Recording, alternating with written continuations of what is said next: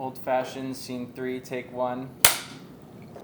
You have to cheer. You have to cheers. Cheers. No. Cheers. I Cheers. wanted to be a part of it. I was like, please.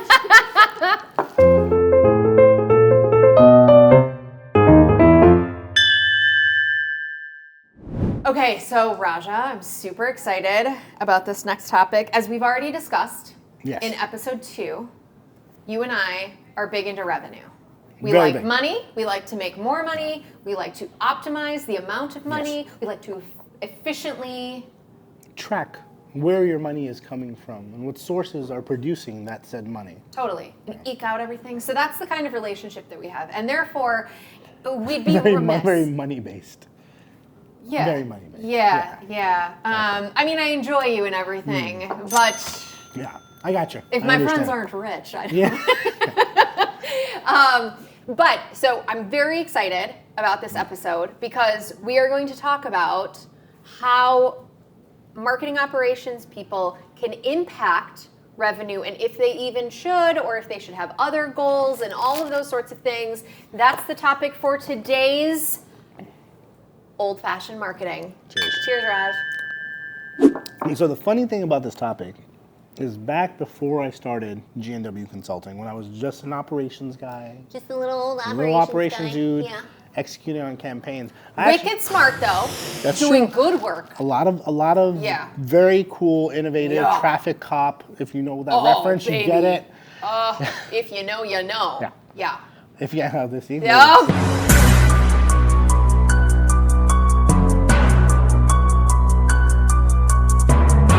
Got it out?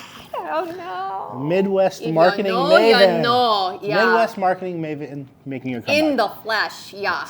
During my times when I was an operations consultant and really Mm-hmm. learning it, I was always on the other side of the fence when it came to the revenue. I always thought marketing operations as a job is responsible to make things efficient and more process oriented. Like, how do you refine process? And I was really, really good at it, right? It's probably not until as I became more tenured, I realized that the reason marketing, and I don't want to highlight operations in the sense, but the reason marketing, right, gets the first budget cuts, the first items, is because we don't focus on generally revenue, right? Like that's not our goal. Our goal is we're really good at streamlining a process. And what does that mean in the context of a company who is looking to grow, expand, scale, or even get their foot in the door? It's very little, right? Yeah. It's not even on a blip on the radar of what people are looking at. Well, I explained to people, and a similar thing happened to me when I moved into a CMO role, right? So I was never a CMO before I became a consultant, which is like so typical and weird, Yeah. by the way. But- Like you have but like we- 26-year-old kids who are like, I think you should do this. And like some CMO who's 40 is like, you have no idea what the fuck you're talking about. Like I've been both those people now, and Which they're is both really funny because, right. because you've acted at it. Like as a consultant, like our titles have always been consultant this or manager this or this that. But like there are elements of what we do that is a C-level, that is a director, that is operations. Like and that's the best part about consulting is you get to play all of these parts at a company that you're consulting on. Yeah, but when you are in Correct. the role of a C-suite, you immediately become aware of prioritization. And yes, there are a million good ideas that we could do. And I remember I got in this argument once because I didn't have goals set up in my Google Analytics, and I was walking the company, LeadMD, the consultants through what our own Google Analytics looked like, and it was like, where are your goals? And I was like, I don't have any. And they're like, well, it's really recommended that you have goals. And I was like, do you honestly think I don't know that? Like, of course it's recommended that I have goals, but the reality is that it's not a priority for me. Like, eking out every bit of efficiency, like you are talking to somebody who has 10 conversions a month. I don't need to set up goals. I don't need to do all of this work for scale, which is the context of the consulting that you are doing, is you are aiming for scale. My personal position, and nobody that is an under $10 million company was a LeadMD client. Like my personal situation in this organization is not the same as the people that we are consulting. And so it just became obvious to me really quickly, and anybody who moves from consulting into an in-house role becomes immediately aware of like, yeah, that's a good idea. But when it comes down to it, it doesn't make sense for me and my business and my situation. And I think that that's a big disconnect between consultants and like in-house people. Yeah, and I think from the agency perspective, like still going strong in this agency life, is that we echo the same thing. One of the things that we always ask is like, what are you going to do with that information? How are you going to leverage it, right? So Good Lord, right? yes. And if the idea is that you cannot systematically say, we've had 10 conversions and now we're going to take this page and replicate different variations of it. Exactly. Then it's no point of having that information. So let me ask you a question. Yeah. No data better than wrong data? Oh, that's a good or question. Vice versa? That's a good question. Which one's worse, no data or bad data? And why? Yeah, right. I would probably say no data, because bad data lets you make decisions based off on bad data. Like, you don't know if it's something is working or not working, and your data doesn't replicate, like doesn't show. But what if the bad data has you overinvest in something that's wrong altogether? And no data, at least you'd like maybe not go all in. Correct. That's why I said no data is better than bad data? Yeah, that's what I just Oh yeah, no, not bad data. I said no data. No data is better. Move this thing over. No data is better than bad data. Yeah, okay, got it. Because I agree. Yeah. I think I'd rather have no data than have data that's pointing me in the direction of something, and I'm like, oh, this is the way that it should go. Like, I always think that's why like attribution, right? Like attribution is like one of those things that people yeah, I know. Now we're just going into it. Yeah, I know. It's ultimately like, where do you want to give revenue and where you don't want where do you not want to give revenue?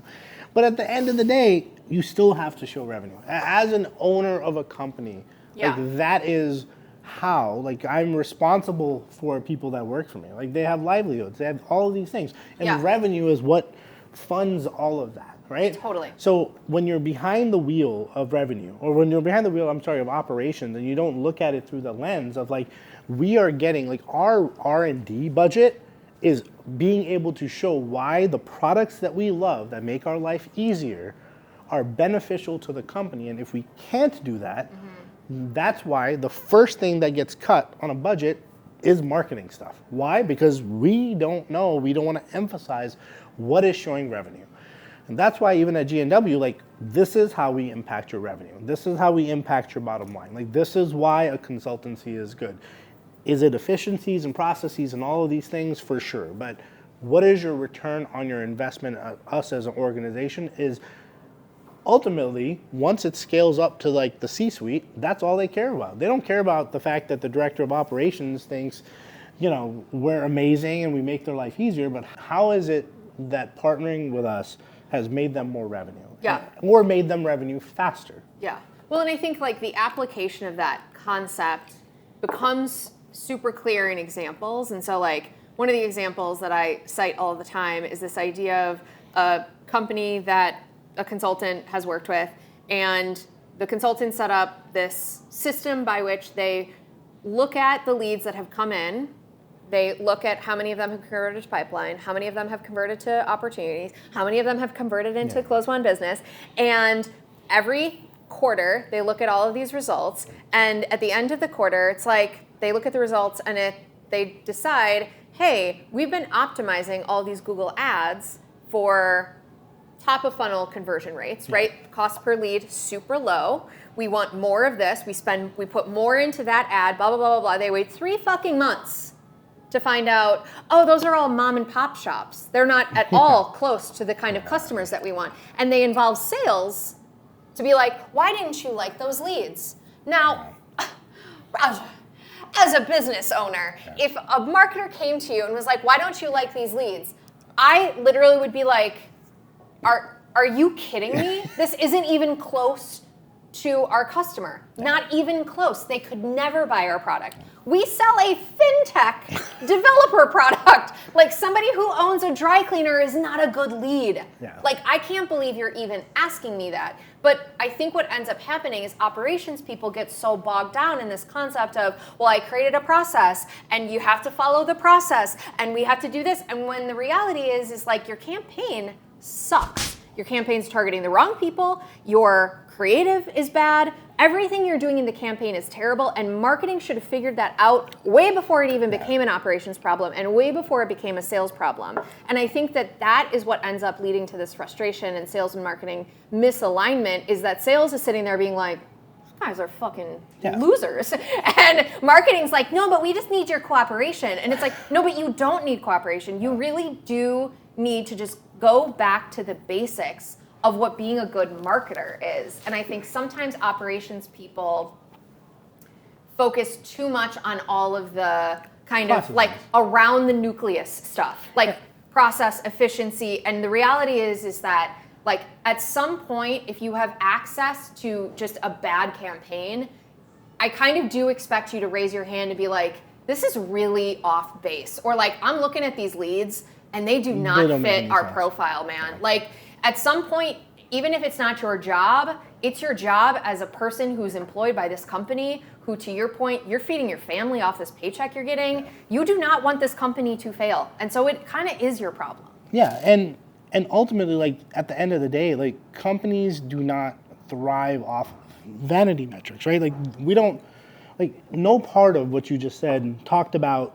people making decisions based off on clicks, visits, and conversions. Right? Yeah. People made metrics based off on like what is the volume of those mom and pop shops and how much did they buy, and the reality, its return is $0 in revenue. So all of your conversions and fancy metrics and green bold lettering in your PowerPoint presentation. Anything over 0 is still 0. Yeah. That's just math. Yeah, and I know marketers didn't go to school for math, right? They didn't like math. I myself picked math, or I picked marketing as my major because I was like, what's the major with the least amount of math?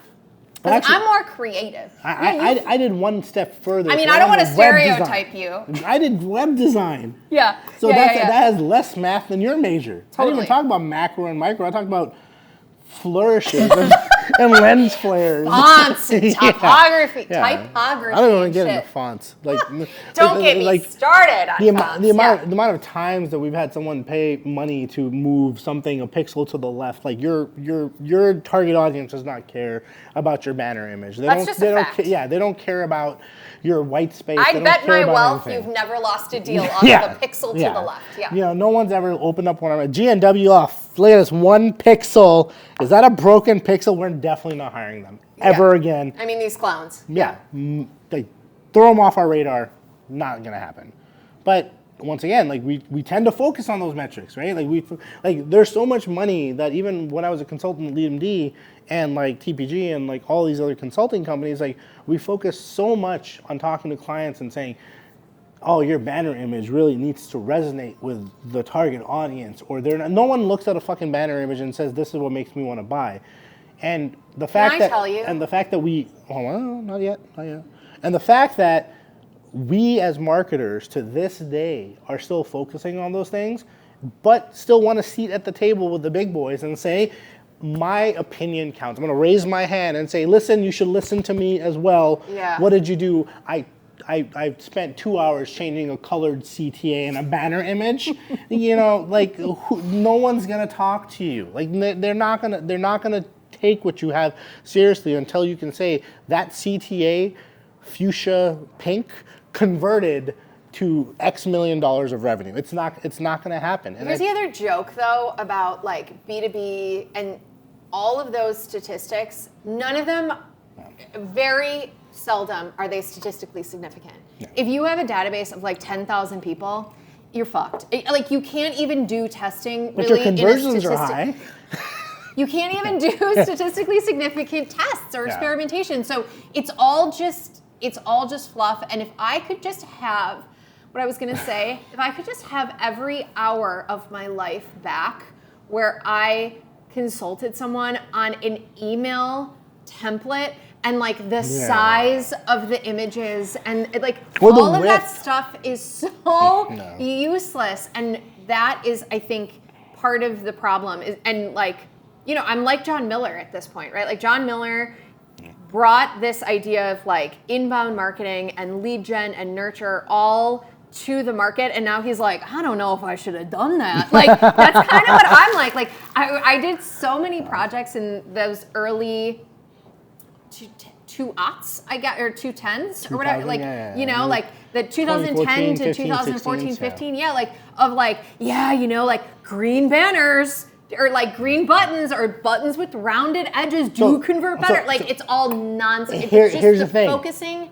prioritizing the totally wrong thing. So here's the thing. Yeah. That shit still hasn't gone away. I know, it's Right? shocking. Like it's 2024, 2023. We can talk to a robot that tells us our entire essay that we have to submit.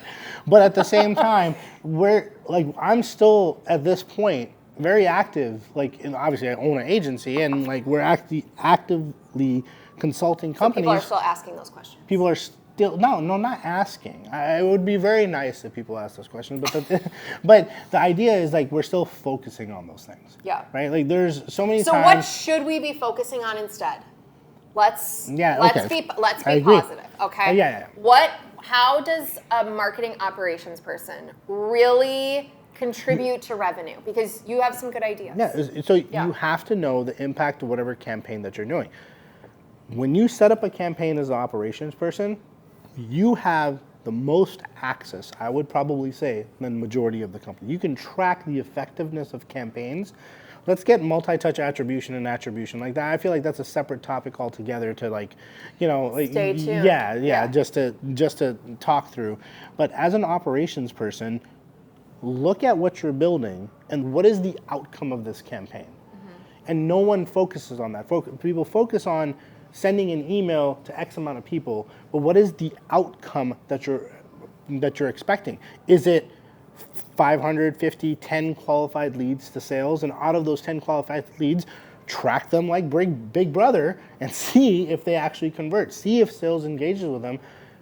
You know, people talk about sales and marketing alignment. They've been talking about sales and marketing alignment since we started consulting. Yeah. No one fucking talks about HR and IT alignment. No, don't talk about fucking IT and marketing or maybe sales they do in and HR alignment. Yeah. The reason people talk about marketing and sales or sales and marketing alignment is because those are the two aspects of your business that are responsible for 99.9% of the revenue. Totally. Right? So if you're in marketing operations, track every campaign. You can do it manually. I've done it before. I've done it in an Excel sheet. I've done it in a CRM.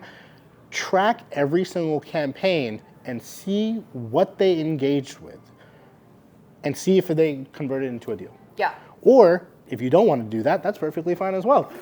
Look at your last 10 closed deals, 20, 30, whatever the size of the org is. Track back because you have the data. If you have a marketing automation platform and a CRM, you have the data. You don't need another platform to show you activity. Work backwards and reverse engineer stuff, which we used to do every single day at LeadMD. We always reverse engineered, said, if this was the end result and we weren't able to track it during the journey, then let's track it based off on the fact that there's a closed one deal. What did they do? Yeah. And you can also, might I add, ask them. What, you don't want to ask the customer, hey, how did you hear about us? You can. Yeah, you can. You can. It's just really hard to like, and this is like a personal thing for me, like how do you open up that conversation? This is all personal for you. These are all just your thoughts. Yeah, right. Don't, like how do you... Don't wuss out on me now. Yeah, no, I'm just saying, like how do you call, hey, what did you do? Well, why wouldn't you do like a post? No, of course you don't. Hello, I'd like to know exactly what steps you took in order to purchase from us. No, I think it's more... here's why. Hold on real quick. I don't want to interrupt you, but here's why. But you are. Yeah, but I am gonna.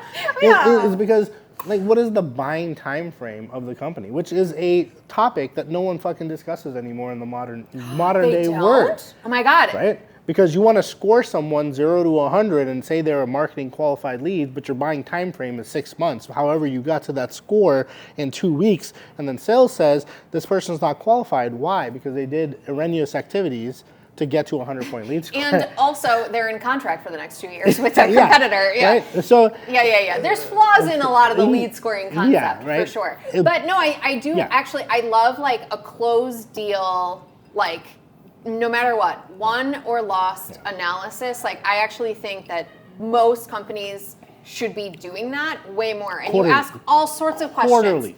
All sorts of questions about what did you like about our deal process, what did you not, what did our competitors do that you really liked, what did they not. Like, I think there is just mountains of information, but everyone is so focused on this other bullshit that they don't focus on these kinds of very simple, actionable things that could give you quick tidbits that you could implement right away. And this is the difference between like how your career got you to a CMO perspective, is because you're very open about talking to someone. Let's call them, what did you do? Yeah. In my perspective, because I've always been that mindset, is that you can ask a question, but you can ask a question why ask a question if you already have the answer for it?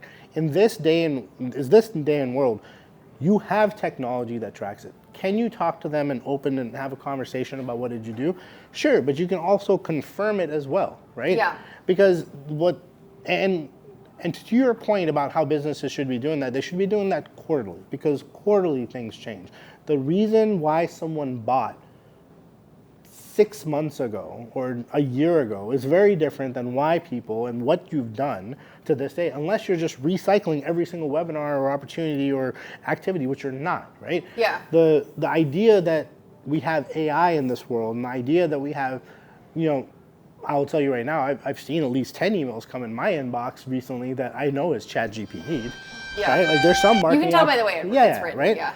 So the fact that you should be doing this quarterly, at least biannually, whatever it is very important, because that's how you get the data. You don't need a tool to get that for you. Well, I also think that like one of the things that, and this isn't like Andrea's issue, this is about you, but I will just say that since we're on the topic of, one of my frustrations with operations people as a CMO with purview to everything is events are a big point of contention, because people look at the data on events, and events very rarely through data showcase the true value to the company. And I think that is the kind of example where operations people hammer on events and they want to instead invest in things that are easier to track, which is all the digital touch points. Yeah. And just because it's easier to track and you actually have tracking doesn't mean that it's okay. And that's where I think that's bad data, right? Because your data for events is never going to be as strong as your digital touch points, but that doesn't mean that events are all junk. Like I always use this example, our very first Marketo Summit, the first Marketo Summit I ever went to, we had doctor on our business cards. Do you remember that? And a CMO came up to me 2 years ago, 10 years after that Marketo Summit, and was like, did you guys used to have doctor on your business cards? And I was like, we did. And I was like, this is yet another example where there is literally no ad on the planet, no blog, no anything that has that kind of staying power with someone in terms of brand. And that's, I think, where operations people get themselves into trouble, because people like me with a lot of experience, we stayed at a company for a really long time, we see things like that happen and we trust our guts a little, like to a degree that makes operations people uncomfortable, because it's like the data doesn't show it, and it's like, it's not always going to show it. Like marketing is still a creative plus a science discipline. And so and I think operations people, when they get smug, you know what I mean? They get a little smug. No, but you know the people, right? Like they're like, well, my report says, or like, you need to do that. Like that's where people in executive positions start to bristle a little bit. It's like, okay, yeah, sit down. You know what I mean? Like the report shows something, and then there's all of this other stuff that I think operations people would be well spent to just listen to the logic of like why people like events. Why does sales like events so much? And I'll tell you right now is that if you looked at the data for the events that we did last year, and you said, and you compared it, and this is G&W, but from a company perspective. But only for a year. Huh? Oh, no, only for a year. But if you looked at it, I'm getting to it. No, I'm saying. I'm getting to it. If you looked at it, the data will show that events are bad. However, Yeah. this is the second part. Same. Let me get to. However, that the individuals that showed up to the event over time, there's two things, and I don't want to talk about attribution right now, but there's attributed revenue and realized revenue. Yeah. And realized revenue happens after the fact. So the fact that it doesn't show that there are deals in the pipeline resulting to that said event, Yeah. realized revenue occurs far greater into the time period, into the couple months, and that will not show that it was tied to that event. Why? Because if we look at it from an operations perspective, you have source. That didn't source that deal. That person came in through a web forum. However, we have a client that got one of our little lion plushies at an event. Now, you can't track that, right? Yeah. They're just, like, I didn't And also- low jack the fucking teddy bear to see. Right. who's There's a up there. camera in your teddy bear. Yeah, right? Like, there's no way Yeah, you can yeah. track that. So events have a place and purpose as well. Yeah, well, and I think that that's the thing too, is like people, especially if you're selling into marketers, we're transient. Like we switch jobs a lot. And so even that idea of you meeting someone at an event, they get a new job 3 months later, and they're Correct. like, I really like that consultancy, and now I can afford them. Yeah. Right? Like that is how Or it I really want to happens. bring them back on to this one because they did a Totally. good job over there. Yeah. So I think all of it matters, and I think the problem with marketing operations, just in a nutshell, is that we want to be involved in conversations that are more strategic, but we don't care enough about the conversations that strategic conversation is leading to, which is always going to be going back to revenue. Yeah. I love you have this graphic, which will, pop up Yeah, we can if put it up you're right now. watching. Yeah, we can. Can we put it up? this. We can put it up? Yeah, we can put it Yeah, up. we'll put it up. Yeah, we'll put it up. Because I think it explains wonderfully, like, kind of everything that's happening in the marketing universe. It explains, things that operations isn't going to specifically. What is it? Specifically, not. I don't even want to say affect, but like own. I think own is the right ownership. word. Yeah, I So got you. there's going to be areas of marketing that ops doesn't own, like hiring or like the macro environment that you're selling into. But I think it's worth looking at where operations can impact, and the more that you can at least understand everything in this outer layer, I think it helps it. What I'm looking for from a C-level is that you give a fuck, honestly. Like that's as low as my bar is like, I just at least need you to understand there are macro elements that are impacting the decisions that are made. And I think sometimes operations people get too siloed in their own bullshit. And it's like, but the report shows we need to do this. And I'm like, open your mind just a little bit to the larger picture, because that is an executive mindset, and if you want a seat at that proverbial revenue table, that's what I'm expecting you to understand.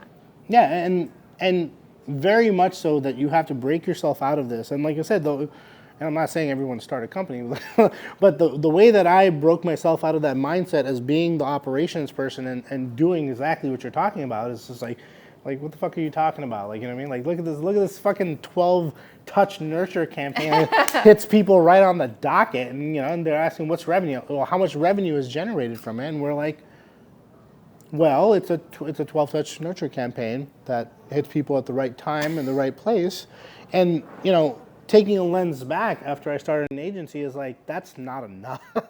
That's not even fucking baseline enough, right? Is like, how are you designing things? Going back to your question about like what can operations people do? What if there is a strategy or a PowerPoint presentation that you have received? I feel like it's a lot stronger of a point to contest that strategy and say we will not be able to report on revenue because of it, because it's not feasible, than saying that we cannot technically implement it, because you'll find a fucking way to do it because your job's on the line. But I think if you can look at it through the lens of like, hey, we cannot. If I went back at like 6-7 years and I told myself, hey, like, how do I not want to build this PowerPoint presentation? It would not be my technical prowess. It would be, by the way, if we build this thing, we will not be able to report on revenue.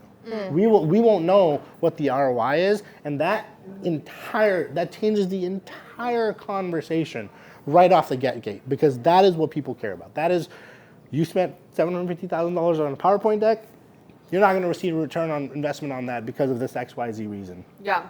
So marketing operations folks, to wrap it up, in order for them to impact or influence revenue, I think we're saying, one, you have to like really understand all the rest of the marketing. What else is happening in marketing? And two, what else? What else? You have to focus, just like with everything else, you have to focus on revenue. If you're in sales and marketing, you're just as much responsible for revenue as like IT's not responsible for it. Yeah. Right? HR isn't responsible for it. Yeah. You know, you are part of the go-to-market revenue team. Like you are part of the 2 business units at an organization that ultimately decides if a company is going to scale, succeed, or fail. Yeah. Like that is it. You got to take it seriously. And if not, then brush up on your resume, I guess, because I don't know if I can That's say just how it works. Yeah. Yeah. I've done that before. All right. So, hey Raj, question. You are you make robust old fashions. I do make really Tell old us fashions. your favorite recipe. What do you do? So, the first thing I would probably say is start with a navel orange, very specifically. Okay. Yeah. Well, no, because it's Sure. an orange, right? So Sure. a navel orange is the one that will actually get you the flavor that you're looking for. Okay.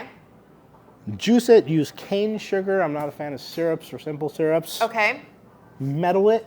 Do you have like percentages? We'll put your actual percentages. Yeah, I can You do just that. speak broadly about it, So, and then we'll put your actual Cane recipe sugar, navel orange, not a blood orange, not this, not some of that fancy like this is a very fancy orange. No. Mm-hmm.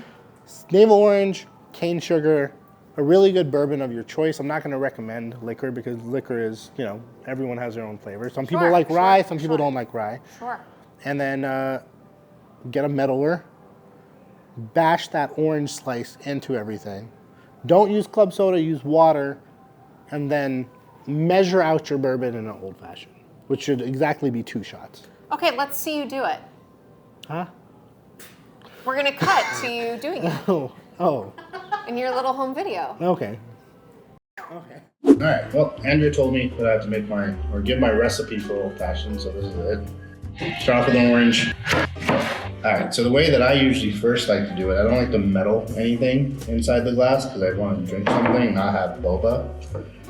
So we're first and foremost, we're going to start off with 1 teaspoon of sugar. After the teaspoon of sugar, I'm going to squeeze the orange in there. Nice and squozen. I think that's a word. Then we're gonna have the bitters. And we're gonna do a little bit of water just to dissolve the sugar. I have my little cool fancy stirring stick. If not, a normal spoon or a chopstick will work. And I just mix it. And this is why I don't like to meddle it, because it mixes, you can see, a lot better. After it's done, I will go ahead and drop the orange in there, a round ice cube, and do this just because it looks cool. So that's pretty much it. Measure out our bourbon. Any bourbon will do, rye or not rye. Do 2 shots. After we have all of this stuff in, I'll give it one more stir. Now, if you have a cool wife like mine, she'll buy you one of these things, and it has a company logo. So we're gonna go and put the drink in there. We're gonna go ahead and cover it. And this little compartment here, we'll light it. Shit. This little compartment here holds your wood chips. Now, depending on the bourbon that you get, it really depends on what type of flavor that you'd like. Mesquite is gonna be a little bit too strong. Hickory is always good because it's light. Bourbon oak is really, really good if you want a deeper smoke, or if you want pecan or pecan for a sweeter toast. I think today I'm gonna go with sweet. So this little basket, I don't know where my wife got it. Do you know where you got it? Where is it? Etsy. Etsy. So you drop it in here. You drop in a good amount of wood chips inside this little basket.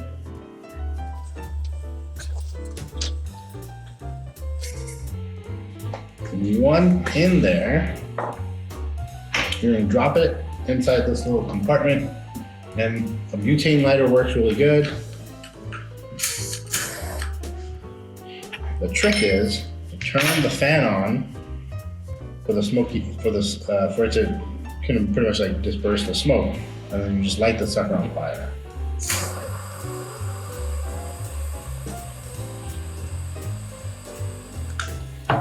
Cover it, put this one in, and I'll try to get a close-up of it.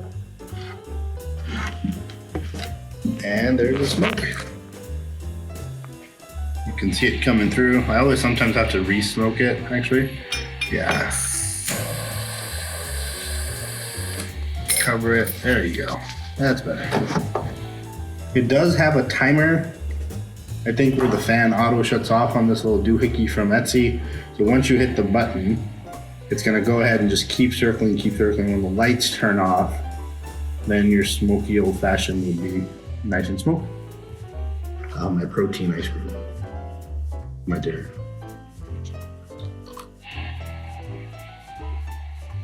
The fan stopped. And then you have to do one of those little swirling things where you keep the smoke in. I'm gonna go and do that. You just lift up. Throw that smoke down, one that's settled to the top. And there you have a smoky old-fashioned.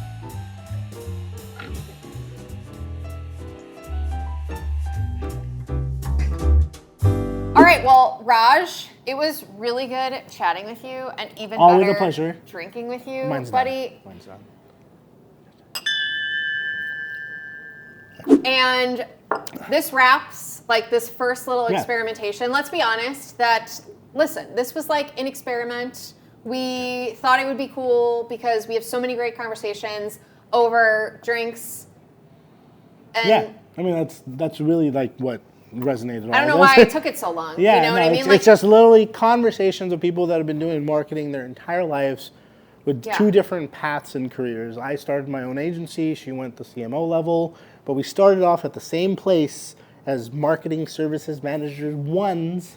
Yes. Not even two. We weren't even good enough to be two. We weren't good enough. Yeah. Yeah. And it was like not even a one. It was like a Roman numeral one too. It was, yes, always. Yeah. So we just thought it would be fun to hang out, and we'd love comments and/or suggestions about the next series of things. I think we should definitely talk about attribution. RevOps. We should definitely talk about RevOps Why versus I marketing very operations. much hate RevOps. So we've got lots of No, ideas, but dislike certainly RevOps. if you have something that you'd love to see Raj and I riff on, let us know, and we'll hang out. But until then, see ya. And if this sucks, then you'll never see us again. That's true.